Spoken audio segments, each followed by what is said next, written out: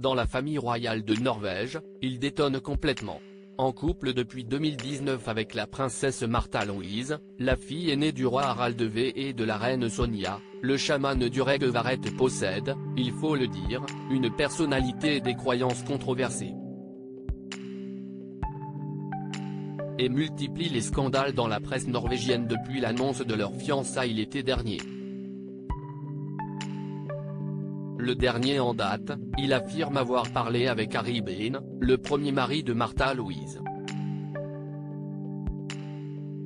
qui est morte il y a 3 ans, père des 3 filles de la princesse, Maud Angelica, 19 ans, Léa Isadora, 17 ans et Emma Tallulah, 14 ans, celui-ci s'était en effet suicidé le 25 décembre 2019 après plusieurs années à lutter contre une maladie psychique, mais parlerait désormais sans souci avec le nouveau fiancé de son ex-femme.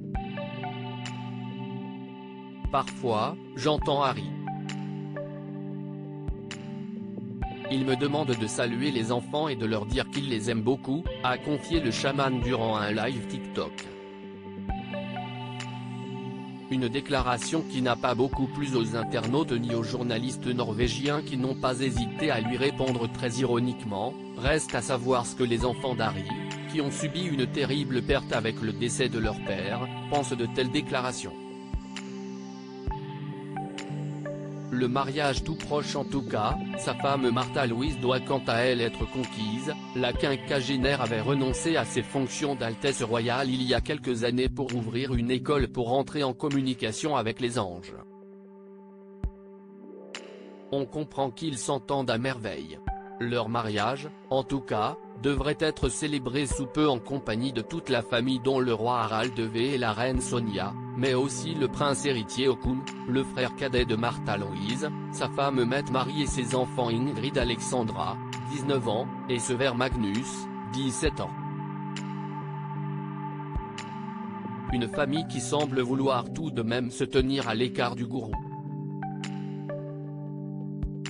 Ce lundi, par exemple, il n'était pas présent aux côtés de sa fiancée et de sa belle famille aux obsèques de Constantin II.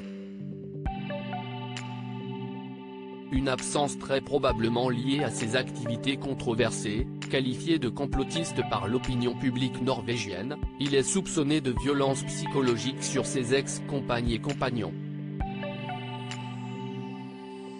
Et ce n'est pas tout, l'homme de 48 ans avait notamment écrit dans l'un de ses livres que les enfants atteints d'un cancer en étaient responsables et avaient vendu, pendant la pandémie du Covid-19, des médaillons censés prévenir de la maladie pour plusieurs centaines d'euros.